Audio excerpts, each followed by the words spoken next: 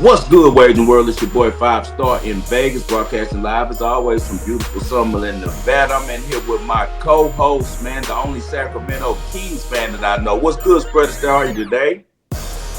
Man, I'm hanging in there. I've been going through doing a lot. I told you guys I think before that I'm in the house process of buying and selling a home, and I'm running on fumes right now, but I'm ready to discuss some sports. Man, we appreciate you being in it. My guy's really tired, man. He's been up getting things ready, man, for a big move in his life, man. We appreciate him making time for all us in the Waging World. And then we got, man, a friend of the show. Man, he's here every year, usually more often. This year he's been so busy with Bet US, man. We're so glad to have him in here, man. I call him the mayor of Philly, man. This is my sweet brother, Noopsy. Alex Noops Christensen. How you doing, brother? It's a beautiful day in the world today. It's always great being with you guys talking about betting. Hopefully we'll be back together in Vegas sometime soon, but we got one more football game. The NBA is cruising. Tennis continues to tennis. It's the best. Yeah, man, it's a good time of the year, man, and we can't complain. Even though we get tired, man, we can never get mad for what we do, man. We take part in something that a lot of guys wish that they had the ability to do, and that's work on your own time, man, and also enjoy, watching sports and making money from it, man. Real quick before we get into the past spread, I meant to ask you the last game, and I'm glad the Noops is on here as well because a couple guys DM'd me on X and wanted me to address this. The last play that was it wasn't the last play of the game. It was one of the more deciding plays in the game, probably the most important play in the game besides Mahomes making a pass to Perrine to get the first down. Josh Allen on fourth down. Do you blame the play where he throws the miracle pass that still somehow gets to Kincaid when he had a bad read on the call? Do you blame that play on Josh Allen? Did he misread the coverage, or do you say great call by Steve Spagnuolo? Y'all start with our guest, Noops, first. Yeah, I think it's one of those things where I blame the last three possessions. I mean, to put yourself in the fourth and long there, to have to make that kind of miracle play, what happened on those first few drives? Why weren't those first few plays? Why weren't they able to get a couple yards to get that to fourth and manageable? I mean, Josh Allen, you look at the play, and a lot of people have broken it down. One of my buddies, Ben Solak, has taken a lot of flack for asking Josh Allen to make a throw that apparently was pretty hard. If you look at that play, basically Allen takes the ball, rolls to the right, has his back to the left side of the field, where if he was able to, I guess, do a pirouette and throw the ball in one motion, he could have hit Khalil Shakir, but I think it's tough. I think Allen made a good throw. I think Kincaid probably should have caught that ball and probably does catch that ball more often than not. But again, I think it's kudos to Spagnuolo on that defense. And I got to really wonder, you're the Bills. I'd be spending all offseason looking at that drive, trying to figure out what went wrong. So we had to be in fourth, whatever it was, way longer than you want to be. Yeah. And great point by you, Noops. And your guy was right on point, and all these pros were coming after him. And the reason why, man, is favoritism. They're just boys with Josh Allen. They weren't going out their way to go talk to him about the Lamar Jackson play and Mark Andrews dropping the ball. It's just that buddy system stuff. These guys that they take a liking to certain guys and the way they play the game, and, they use their platform for that. Me personally, I think that your boy was right. He was exactly right, because if you've watched the Bills play this year, that was one of their go-to plays with the orbit reverse. And the first option supposed to be on that play is Shakir. But the thing is, Josh Allen, he called his protection wrong. He said it in the press conference. So they slid the wrong way. That's why he had pressure on him immediately and he panicked. But if he would have just trusted his guys and trusted his keys, which was Shakir's my guy, he's in space. But what also happened on that play, Spagnuolo is so damn smart. He sent the blitz, but he gave him combo coverage. So it looked like he was going to be in a zone where they'd have their eyes in the backfield and see him catch the ball and come up and make the tackle. But they played like it was zone at the snap, and then they bailed into man with the corner. The linebacker stayed zone, so Shakir was his guy. But, man, they was really confused. You have to have some really quick thinking to get up. So it is, I'd say Spagnuolo, but I also say Josh Allen. One, get into the right protection. Two, trust your keys. You know that on this play, you're supposed to go to Shakir. Trust him to make a play for you in the flats. I think it was a 8 or 9 yard fourth down. I think he could have got it when you look back at the film. But they're wrong for coming at your boy because he's telling the truth. What did you think about that play spread? So for the play personally, I think you broke it down. I'm not going to add any to that, but I just want to point out we do have this tendency to do reductive analysis when it comes to these big games. If you went into the film session after the game, I don't know if the Bills will have them, but the Chiefs, they're not just looking at two plays and then, okay, film session's over. They go through every single play, and there's things that they can improve all the time. So the reductive analysis that it comes down to one play, and I talked about this with Mark Andrews last week. Yes, he should have caught that ball, but that wasn't the sole reason they lost. And, he's not the only one to blame. I kind of feel that's the same way here. Obviously, they had a lot to improve, and I think you broke it down a lot better than I could. But the idea that it was just simply that play that caused them to lose, I think is kind of made for and hey, we do it too here on this show, right? People tune in because they want to hear us react to the game, and we can't go through every single play. But there's a lot more that went into it than just that play.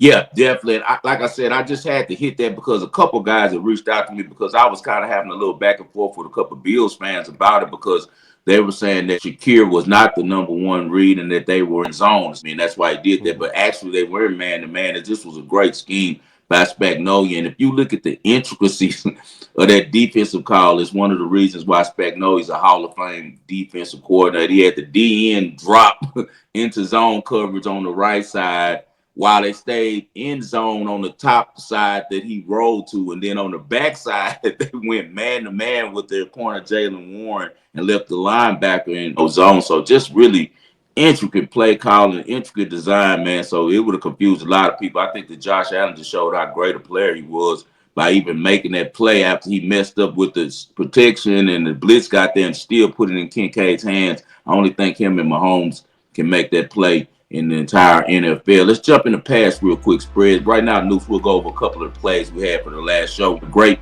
last show, Spread. We cleaned the board. Yes, we did. Let's go ahead and jump right in.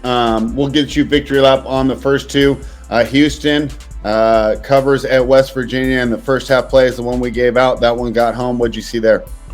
Just the same thing we talked about. We're not going to stay on these long, man. Houston is just a juggernaut. They play the same way. If you love basketball, you like to watch the Rockets and you like to watch the Houston Cougars play because they play ball the right way. They play defense, they hustle, they rebound, they get offensive rebounds, and they shoot the three. So great job by Kelvin Sampson. Those guys never was a sweat. All right, the next one you gave out was Wisconsin at Maryland. I didn't track that one at all.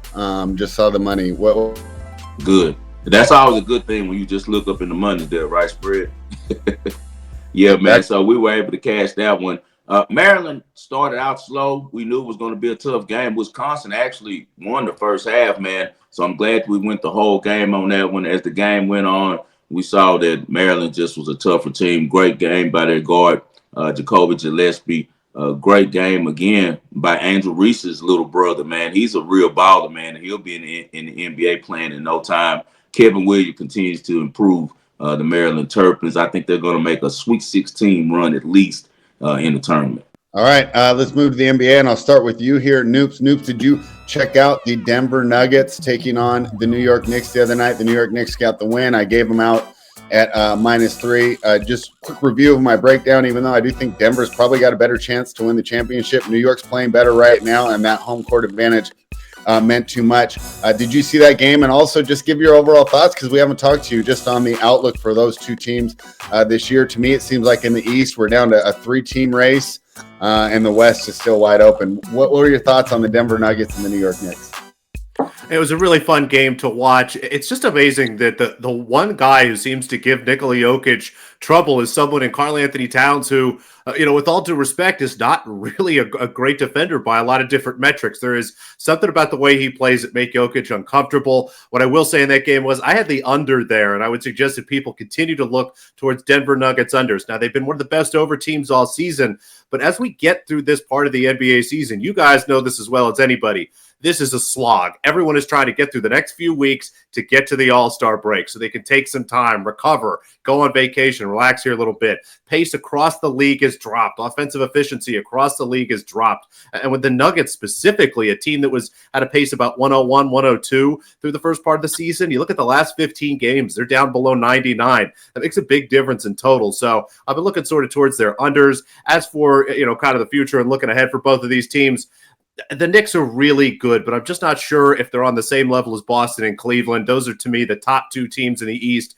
The Knicks, again, could beat them. I really could see that happening, but it really does feel like Boston and Cleveland are going to be one of the final representatives there for the Eastern Conference. As for the Nuggets, I love Nikola Jokic. He continues to just change what it means to have great seasons. He somehow finds more ways to be efficient every year after setting records for efficiency time and time again.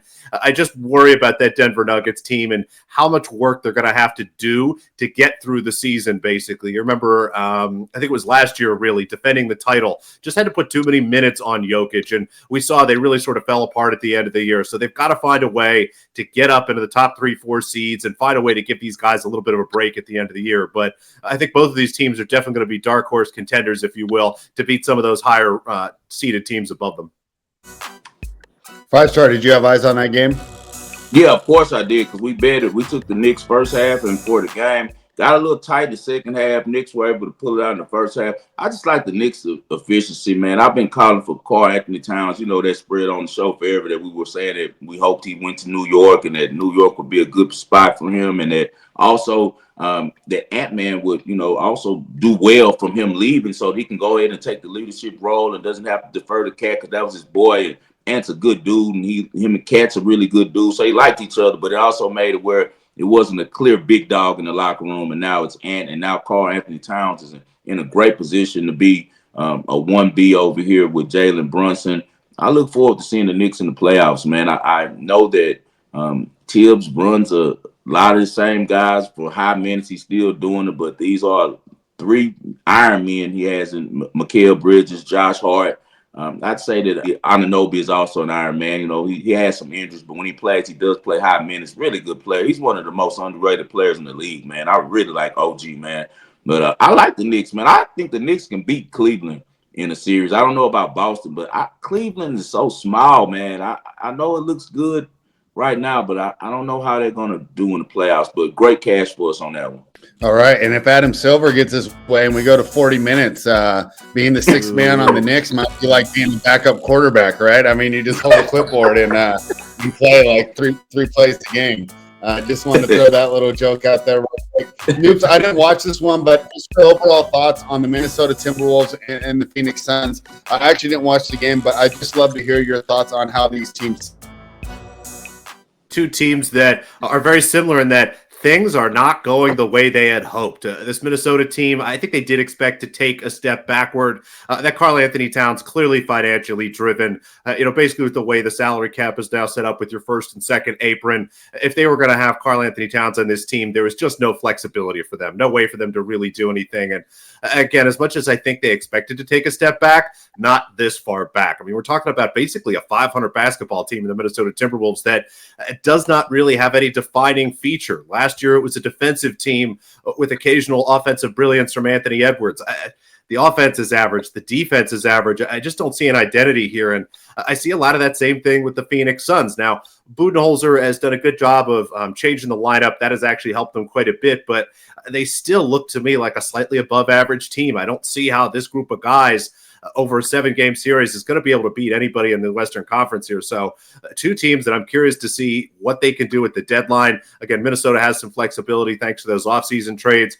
Phoenix doesn't. There is not really moves for Phoenix to be made. Everyone keeps talking about the Beal Butler trade, and that's simply because the way the rules work now, Phoenix has spent so much money that they can only make 1-for-1 player trades with basically the exact amount of money. So just not a lot of flexibility here, and I'd be really worried about both teams.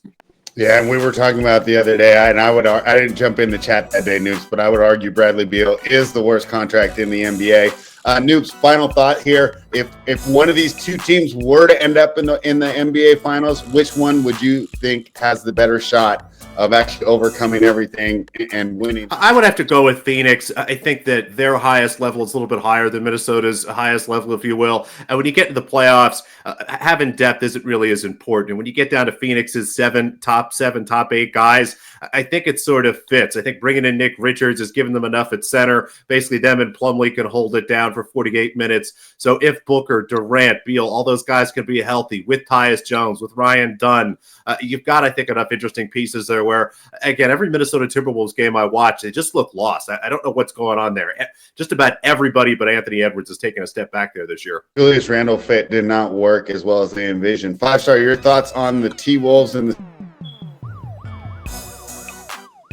Well, I played this game. I told you we were going to play Minnesota. Just as I said, Anthony Edwards looked up to Kevin Durant growing up, and every time he plays him, he's going to give it to him. And they were able to come back in the second half and end up winning the games outright. So we were able to get the cover on that one. Also, we went over on Anthony Edwards' points because he's always motivated when he plays Phoenix, and he was able to get 33 points and get to that. Just a little side note for me, I just want to tell Phoenix Suns GM James Jones, stop calling Raphael Stone. We're not going to bail you guys out. We're not going to make the same mistake you guys did in 2021 and destroy our core, which is a really good young core, 7 deep, just to help you get out the KD mess and the Booker mess and the Beal mess that you're in. So stop calling Houston. We're not trading with you guys. All right, yeah, and Noops, you kind of hit it on the head. I think with the new salary cap rules and that second apron, the big three, the idea of a big three is dead. The new way to make a team is 2 top guys and surround them with well-paid role players that do their job. Finally, Jill Teichman. I did not see that match, 5-star. I've had a lot going on. He was able to get it done, spread. Just a strong 2-0 win for her. We were able to cash that one pretty easy. So I was really happy for that. Noops, you been watching any of the tennis and any thoughts on Jill Teichman or just the tennis world in general right now? You know, I was happy to see Grand Slam Keys finally do it. I know there was nobody happier for Maddie Slam than you, Spread. It was one of those things where just an incredible run, arguably one of the most impressive Grand Slam wins we've ever seen. To beat Elena Rybakina, to beat Iga Swiatek and Arina Sabalenka in the same event is one of the most impressive things you'll ever see, especially with someone who is, again, a little bit more of a veteran, probably a little bit closer to the end than her beginning of her career, and coming off such a great run. We rarely see players start the season like this, winning back-to-back titles. It's just a lot to ask. So that was really fun. Overall, the tennis has been great. I've said it before, and I'll say it again. Tennis is the best betting sport in the world. 20 hours a day, 11 months a year. Someone somewhere is playing tennis, and we can bet on it. And I'm so excited to see Jill Teichman. She was someone a couple seasons ago we loved to bet, especially on slower hard courts, on clay courts. She was someone that really, in these smaller kind of tournaments, was grinding down better players and just checked out. I don't know what the last season was for her. It was just kind of a mess. So happy to see someone that I like betting on. I like her game. She has a good mental fortitude. It's just great to see her playing winning tennis, and I hope it continues.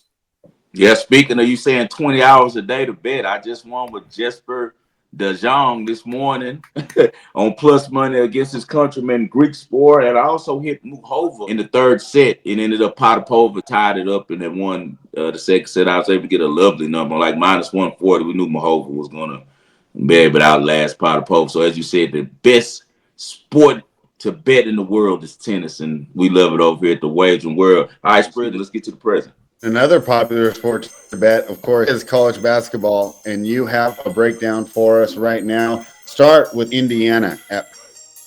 Tonight we got Indiana, man, visiting Purdue. These are rivalries, both from the basketball state, from the Hoosier state, where basketball began in America.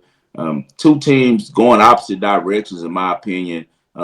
Records are very similar, but I just think that Purdue has been playing a much better game inside of the Big Ten than Indiana, man. 8-2 in the last 10, 7-3 against the spread, whereas Indiana, man, are 6-4, but they're 5-5 against the spread. 2 tough losses against Maryland and Northwestern. They lost actually 4 of their last 5 games, and they're going to play a Purdue team that's really good at home. They just blew out Michigan, man, by 30 points. and I expect similar to the same tonight. You know how we say on this show spread that if the line looks fun, it's probably money. 12.5 is a lot of points for Purdue to be laying against a rival. So with that said, give me Purdue. We're going to lay the minus 12.5 at home. I just don't like how Indiana's playing currently, and I think that Purdue's going to get on them and run up the score.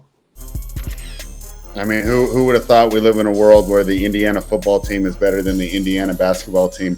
Let's talk about some of the games on Saturday. The Florida Gators, they'll be taking on the Volunteers. Tennessee laying 2.5. Yeah, this is a real good matchup. Top 10 matchup right here. 18-2 for Florida on the year.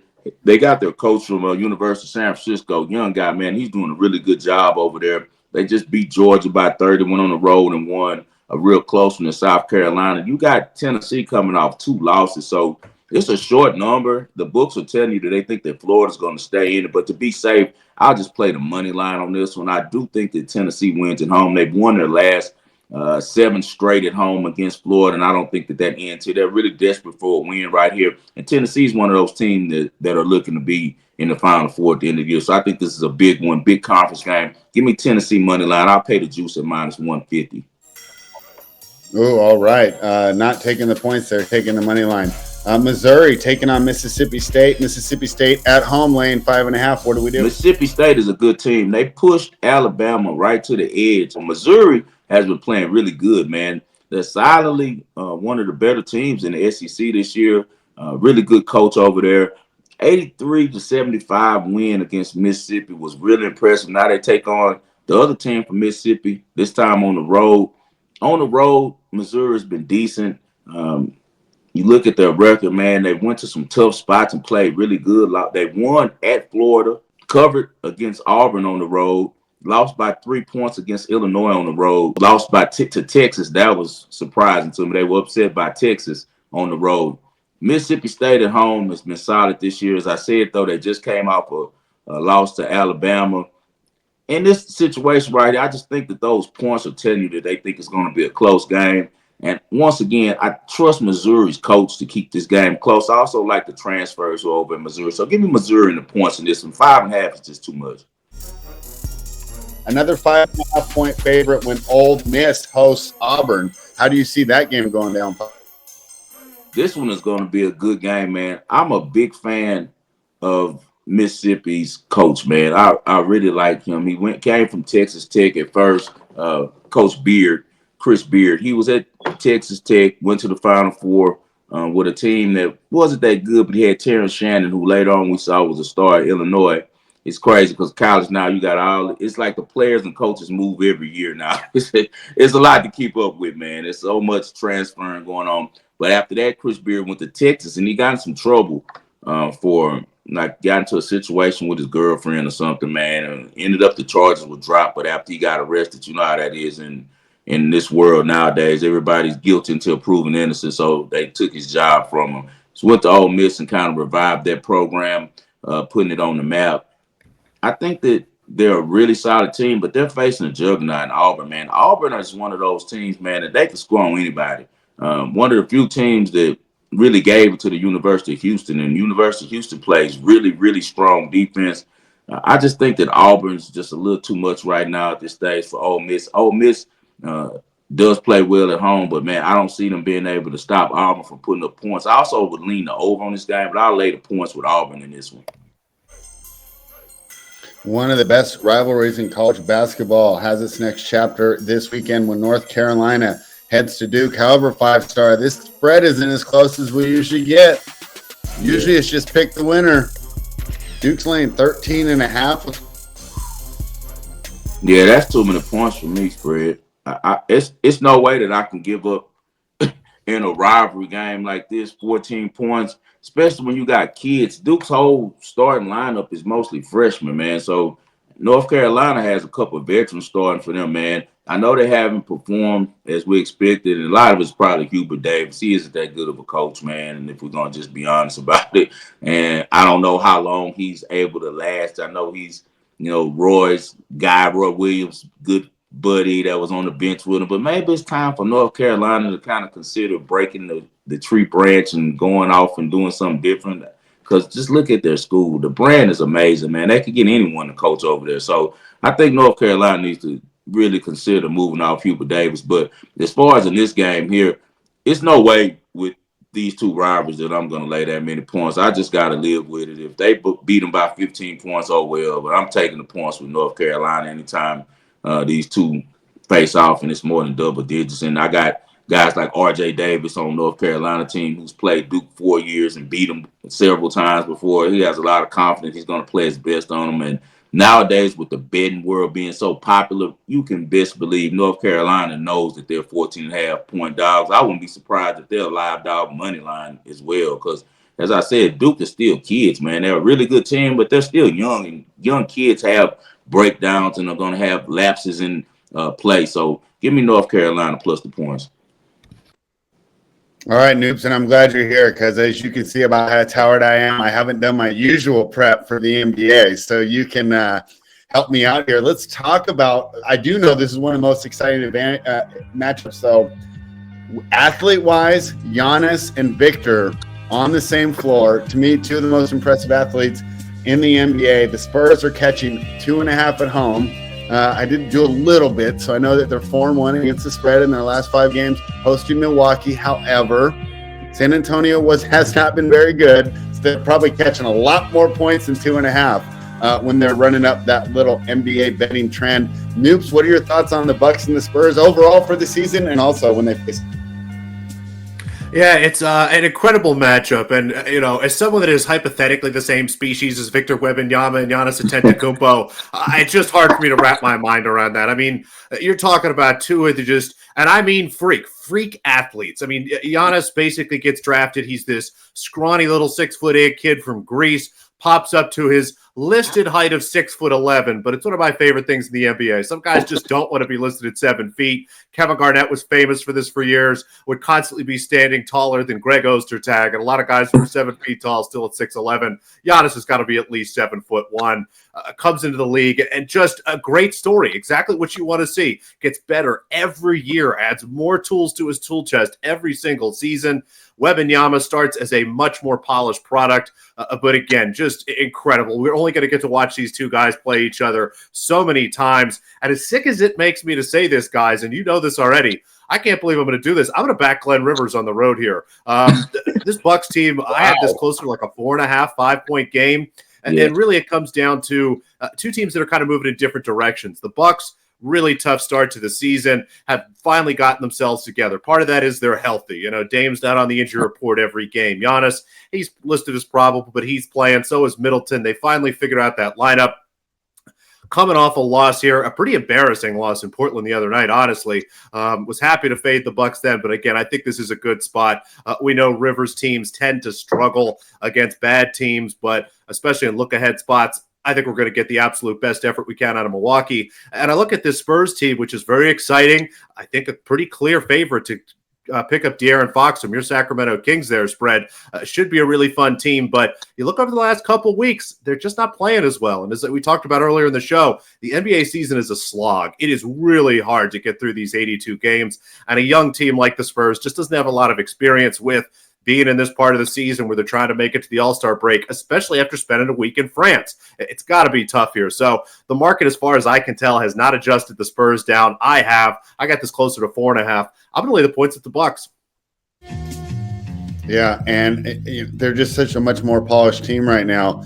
Spurs do seem to have more potential, though. I would argue, especially with that Fox trade on the horizon, Spurs have a better chance to win a championship in the next 5 years than this current iteration of the Bucks. And we talked about the second apron earlier.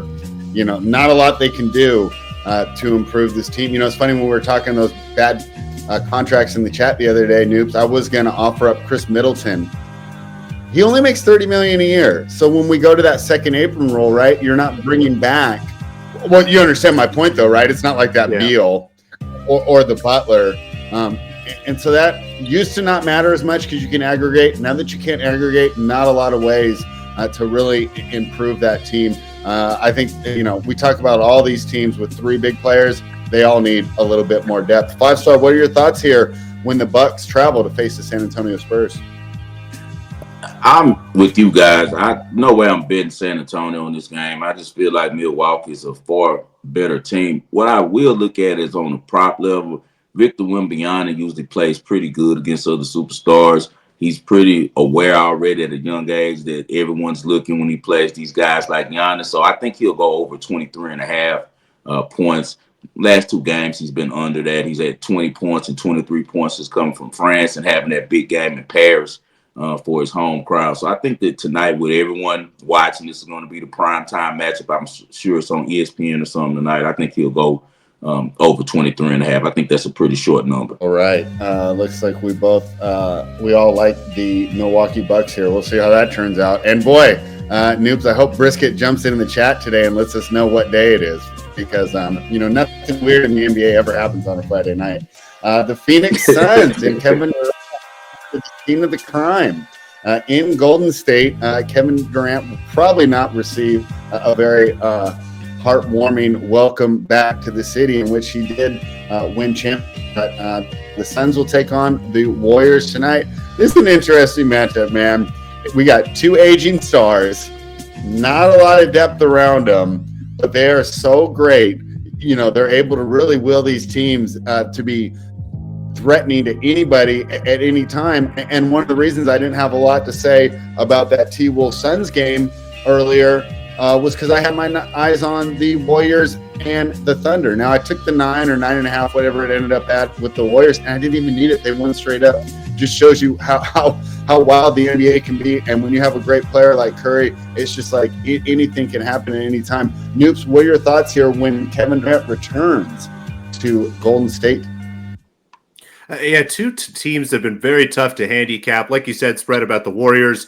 Not only do you have to worry about whether Curry is going to play, but who is going to play. This is a team that regularly uses 8, 9, 10, 11 guys in a league where you see generally some shorter rosters, but it's the strength of the franchise, the strength of the organization.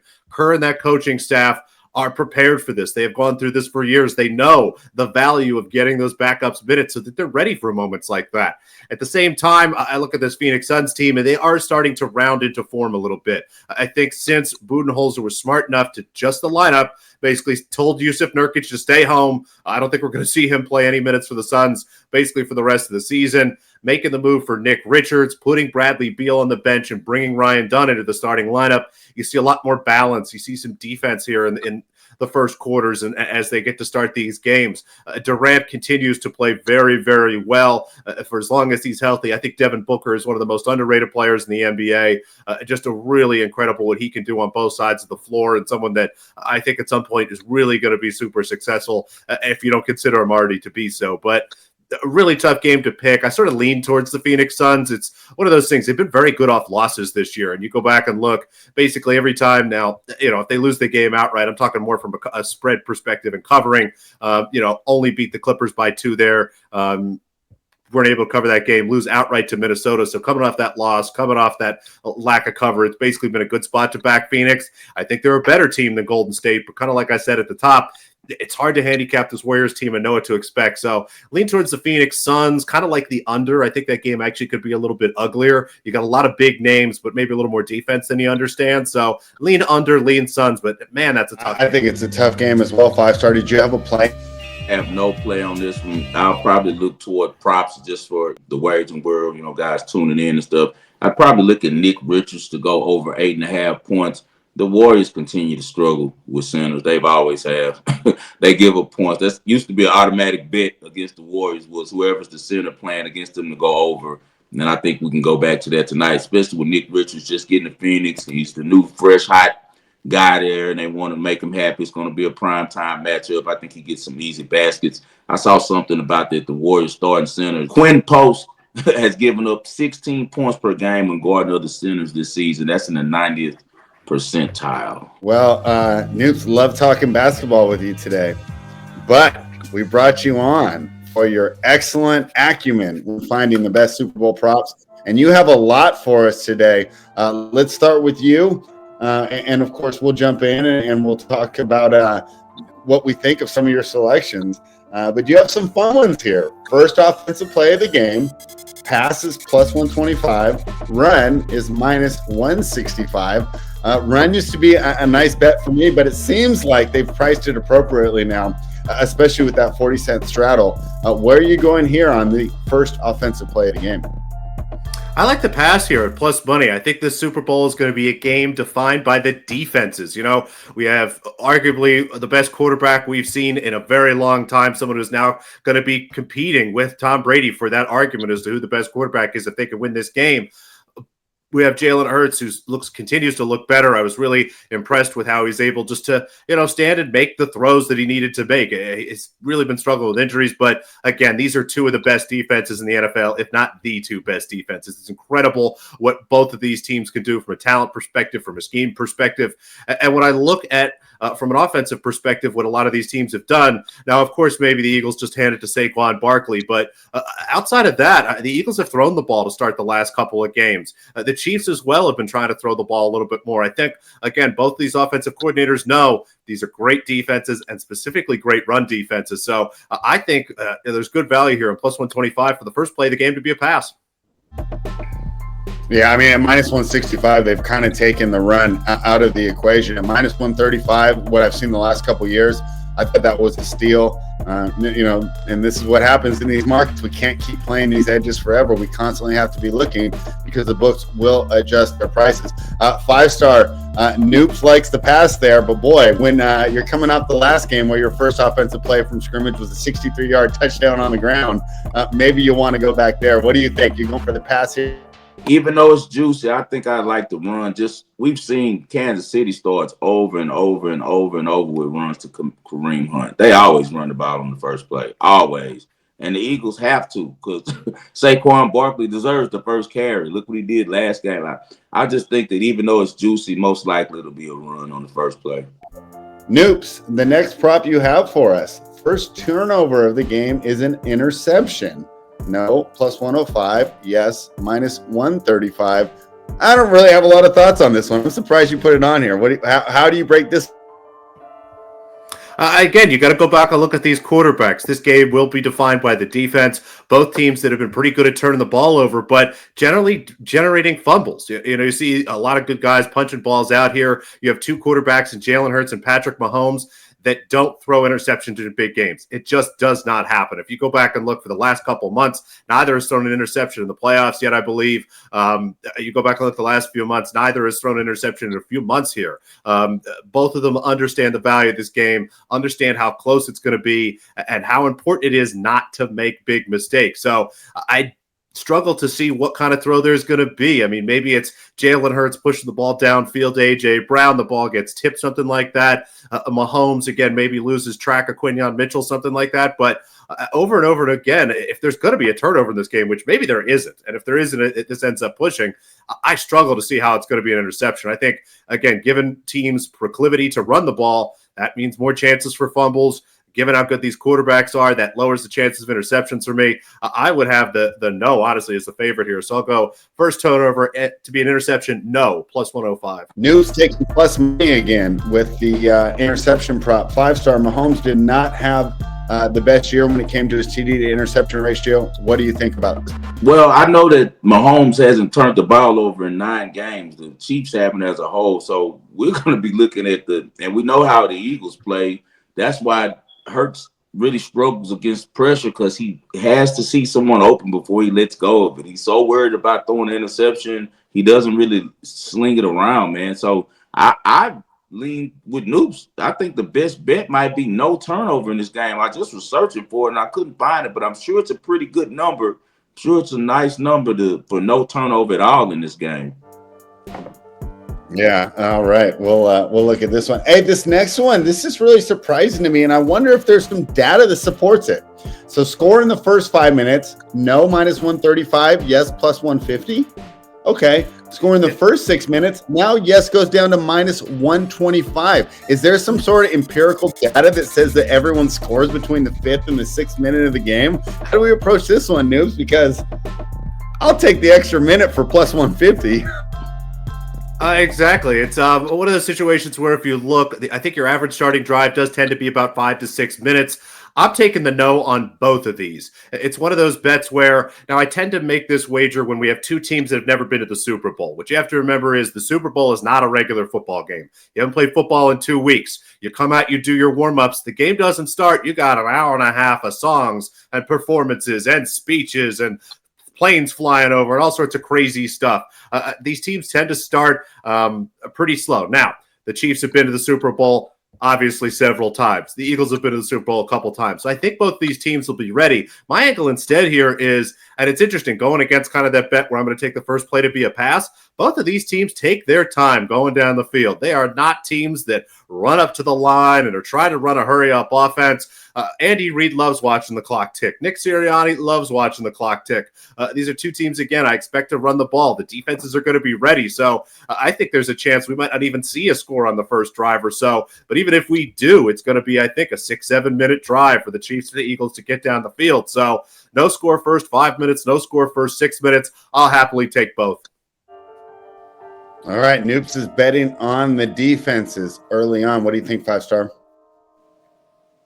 Yeah, I got to back him with that. I feel the same way. One of our favorite bets every year is the under on the first quarter. I forgot how many years we betted, and we won a large percentage of the time just because it's a filling out process, and I don't know why. It seems like the NFL puts the first quarter clock on speed. Like, you know, in the NBA, we get so ticked because, like, you catch the ball in basketball, it's like 0.4, and they get off a shot, and they say it counts. We all know it's no such thing as a 0.4. It's still 1 second because only 1 second is just one. It's no way you can get under that, right? So they have the clock running on the regular time, I think, in the first quarter, and then it kind of slows down in the second quarter. So we're going to go with the under, correlating with what Noops said. I think it's going to be long drives, no score in the first 5 minutes.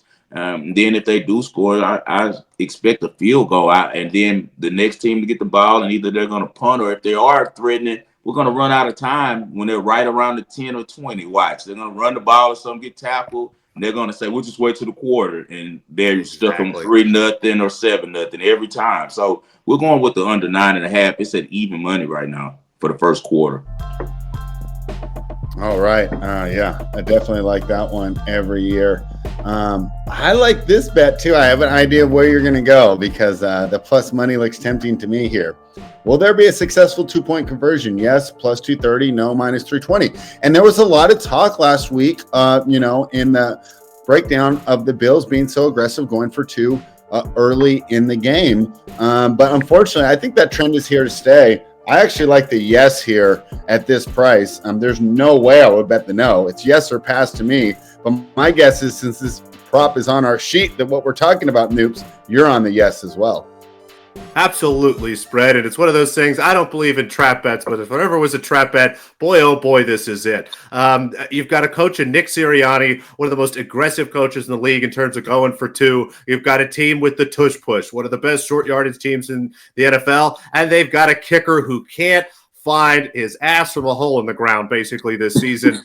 Jake Elliott has really struggled. As impressed as I was watching him making some of those kicks in that Rams game through the sleet, through the snow, to watch him just get up and biff extra points over and over and over again. He's missed an extra point, I think, in each of the last 3-4 games. So Sirianni knows that. He is definitely nervous about putting Elliott out there to kick. Even for an extra point, he knows the value at 2. I think the Eagles, again, and once these open up a little bit more, there'll probably be prices on will the Eagles get a 2-point conversion, will the Chiefs get a 2-point conversion. I'll play this yes for both teams and definitely go try to find an Eagles number.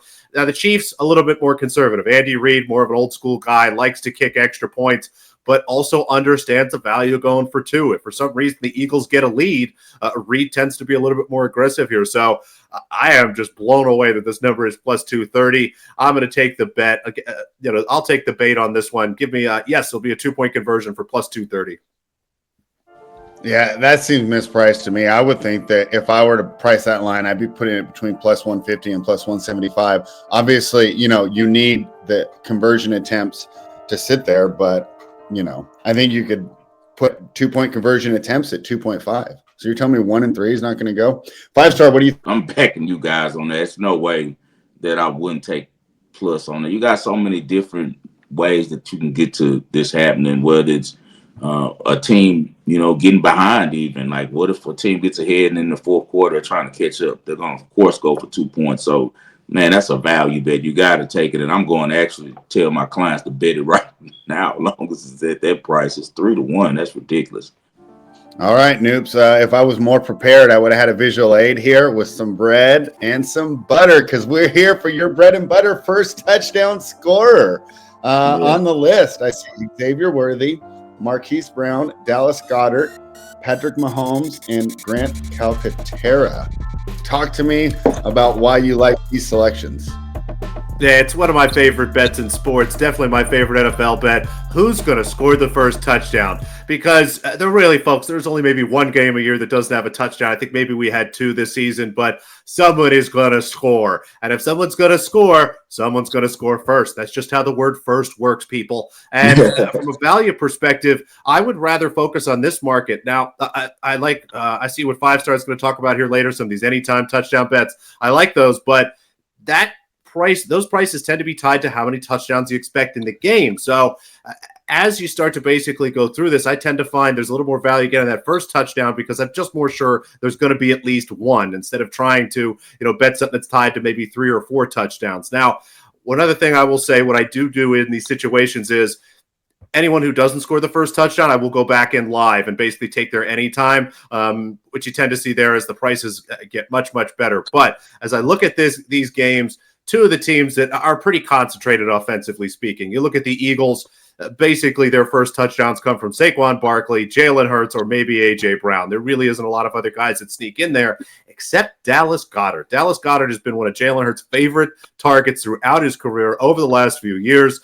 We forgot about him a little bit this year. He missed about 4 or 5 weeks with an injury. Since he's been back, he's basically tied with A.J. Brown in terms of targets, has more red zone targets than A.J. Brown, and goes against a Chiefs defense that, while is one of the best in the league, you can't stop everything. Every defense gives up something, and the Chiefs gives up throws to tight ends. This has been a thing for years. Spagnuolo defenses have really struggled to cover guys in the middle of the field. That's why I like Dallas Goedert. Again, his number, I'm looking right around 18-1. There's even some 20-1s you can find. I think that's a real nice number. And Grant Calcaterra, you might not know who he is. He's the backup tight end in Philadelphia, and he is one of the few guys that, now, the targets aren't quite there, but he is on the field. He plays about 50% of snaps here. I think they're going to need him a lot, not only to block, but also to be part of the offense here. He's 80-1 to score the first touchdown. And again, given the matchup, I like both of those quite a bit. As for the Chiefs, we'll start with Patrick Mahomes. He's around 20-1 to score the first touchdown. We see it every postseason. Write this down, folks. It's going to happen again next year, the year after that, or the year after that, etc. Quarterbacks run more in the playoffs. We are in must-win football situations, folks. We are not trying to save ourselves from injury. We are not trying to keep ourselves healthy for the long run. No, this is about doing what you need to do to win the game. We saw last week in the conference championship, Mahomes ran the ball a lot, scored a touchdown himself. And I think, again, at 20-1, there's good value that an Eagles defense, it's going to be ready for Pacheco. It's going to be ready for Kareem Hunt. It's going to be ready for Travis Kelce, Noah Gray, and all those guys. Mahomes is going to have a chance to scramble it in. Again, given some of the injuries, too, the Eagles have, it's going to be tough for them to spy. So Mahomes has scored the first touchdown 20-1, and then 2 wide receivers on the Chiefs, the 2 most dynamic, athletic players that they have. Andy Reid does save his best plays for this time of the year, and we've seen it, especially with Xavier Worthy the last couple weeks, and even Marquise, or as you might know him, Hollywood Brown. They lead the team in targets here. Now, the Eagles' pass defense is great. We've seen Cooper DeJean, Darius Slay, and Quinyon Mitchell lock down guys pretty much all season, but they have struggled with speed receivers. Go back and look what Terry McLaurin did to this team in 3 games this season. I think we're going to see a lot of plays like that for Brown and Worthy. I expect them to get the targets early, not Travis Kelce. I don't care if Taylor Swift is there cheering him on. Andy Reid wants to score points. If he wants to do that, it's going to be getting the ball to those 2 guys. So, again, give me Xavier Worthy, give me Marquise Brown, Pat Mahomes, Dallas Goedert, and Grant Calcaterra, all to score the first touchdown. And whoever doesn't score first, go ahead live, grab them then anytime touchdown score. You're going to get some great numbers. And I like that you're going a little bit off the beaten path, Noops. I mean, it doesn't take much for me to jump on here and say I'll take Saquon Barkley as the first TD scorer. And I think that those ones are priced appropriately, and how you've done really well in the market is finding some of these more long shot guys. And I think that's where the value really is. 5 Star, anything to add there on first? Yeah, we could just segue straight to my anytime touchdowns. As he said, he's the first touchdown guy. I like the anytime touchdown. We got a really sweet number on Patrick Mahomes at plus 460. Like, come on. I'd even bet two and probably hit for the 1100. It might be 1100 or plus 1500. I can't remember which one I saw. As Noops said, it's do or die time. And what a lot of people forget, because Mahomes works so well from the pocket, he's so cerebral, he likes to run Andy Reid's offense. That's what makes him so good, man, because he could play like Brady, but then he can also switch up if he has to and play like Josh Allen. He has that type of talent. He has more strength than people realize. That's why he keeps that dad bod. Just for that extra that he needs to stiff arm or DB. He can shake a linebacker a lot faster than he looks. We just really take for granted how special athletically that Patrick Mahomes is, and he always runs in the Super Bowl. We've seen it time and time again. You can go back, had 11 rushes for 43 yards and 2 touchdowns last week. Also, the 3-time Super Bowl winner got in the end zone in the divisional round against the Bills in 2021. He had another one in the 2020 divisional round. He also scored in the playoffs 4 other times in his career. I just think that he's going to run one in this one. If he gets the chance, the opportunity, if it's one of those plays, they've been running a lot of the play action and where he rolls out, where he has an option to either hit it in the flats or keep it himself. I've been seeing them run that a lot this year in the playoffs, and I think that Mahomes gets us 1 touchdown with his feet. So anytime touchdown for Mahomes at the plus 460 is just too much value for me to pass up. Xavier Worthy, everyone knows that kid is a touchdown maker. He's going to soon be one of those guys that you're looking for in fantasy every year. He's assumed the W1 position right now for him just because of all the injuries. I think Rashee Rice will soon be their W1, and then he'll go to more being a gadget guy in the second receiver. But right now, he's the first option. Mahomes trusts him a lot. Last week, he had 6 catches on 7 targets for 85 yards and a touchdown. In the regular season, he scored 6 touchdowns, 59 receptions on 98 targets. So that means Mahomes really trusts him, looks at him a lot. He had 98 targets this season. That's really good for a rookie, man. Also, we got to remember he's a dual threat guy as well, because Andy Reid has shown before, like against Houston, he scored on a sweep. They like to get him the ball in a lot of different ways. So we got a chance of him running the ball as well. In another one, Jalen Hurts, anytime touchdown is automatic to me. Like, especially in a game like this is the Super Bowl. He lost 2 years ago. He's going to try to prove himself this Super Bowl. We're going to see a really good game by Jalen Hurts. He's going to be extra hyped for this one, man, because he came so close to beating Mahomes last year. Hurts, man, at even money is a steal. 14 rushing touchdowns during the regular season, 4 already just in 2 playoff games, including 3 last week. The tush push is the most unstoppable play to ever come to the NFL. And the reason why, we were talking about it this morning on ESPN 97.5. Lance Erline was asking me, why do I think that Josh Allen was unable to do it? And the reason why is because all of us are about 6 foot. We've all about the same height. Jalen Hurts and I, eye to eye, I've met him before. He's about the same height as us guys. He's a 6 foot guy, but he squats 700 pounds. So he's able to get real low and into that line and push. And then he has the tight end behind him with that power he has from all that squatting. He can get low. He's not a target. The only thing they're catching the shoulder pads and hips when he, does the tush push. Unstoppable. Josh Allen, on the other hand, yeah, he's big and strong, but he's got a lot to hit. He's 6'5". Not good for tall quarterbacks doing these sneaks. That's why, remember, Mahomes got hurt on it. Now I think it's in his contract. He doesn't do quarterback sneaks anymore. So Jordan Love doesn't do quarterback sneaks anymore. Matt LaFleur is smart enough to bring the tight end in the motion, let Kraft take the snap and do the sneak. So I think Jalen Hurts is an unstoppable force on this, and somehow they're going to get by the goal line. We've seen before, if Sirianni's 3 yards and in, he'll tush push it 3 straight times if he have to. So I think that Jalen Hurts gets in there for any time touchdown. Also correlating with Patrick Mahomes being on the ground, over 29 and a half rushing yards is a gimme to me. Like, he might get that on one run if the defense breaks down right. He ran for 38 yards and 44 yards the 2 times that he faced the Eagles. The Eagles are also a team that gives up a lot of yards to running quarterbacks as well, man. So that's something to keep an eye on. Also, I like Patrick Mahomes' longest rush to be over 12 yards. He's covered this number in both the playoff victories and in his last 4 games as well. 22-yard run against the 49ers in Super Bowl 58, 26-yard run against the Eagles, Super Bowl 57. So I will not be surprised if we see Patrick Mahomes use his legs more in this one spread. Last prop for me with Patrick Mahomes, got to go in the Super Bowl MVP. It's plus 105. If they win, who are they going to give it to? The only other guy I could see is maybe Kelsey if he have a monster game. But with C.J. Gardner-Johnson and the DeJean and those guys, I don't see them giving up a big game to Kelsey. I don't think Kelsey has a monster game. I don't think that the Eagles let him go off. I think that Mahomes is that guy, and he's going to Disney again if they win. So plus 105 is a give me. Team with the first touchdown pass. KC is minus 165. It's juicy, but we just talked about the Eagles run the ball, especially near the goal line. They're going to run Hurts. They're going to run Barkley. So if it's a touchdown pass in this game, the first one will most likely be for Mahomes hitting one of his receivers. And my last prop to wrap up our long list of props for the wagering world is DeAndre Hopkins, the veteran, to have over 1.5 receptions. He had only one last week. This is his first trip to the Super Bowl. I know that Andy Reid and Patrick Mahomes are those type of guys that understand moments, and they understand that DeAndre Hopkins has played football a really long time on some really tough, bad teams, to be on some tough seasons that he had to endure. Always been a professional, always been a good player. I think that he can get 2 receptions in the Super Bowl, especially with the limited use that he had last week. So give me DeAndre Hopkins spread to go over 1.5 receptions. All right. Final thoughts on the Super Bowl before we give out some picks for this weekend. Noops.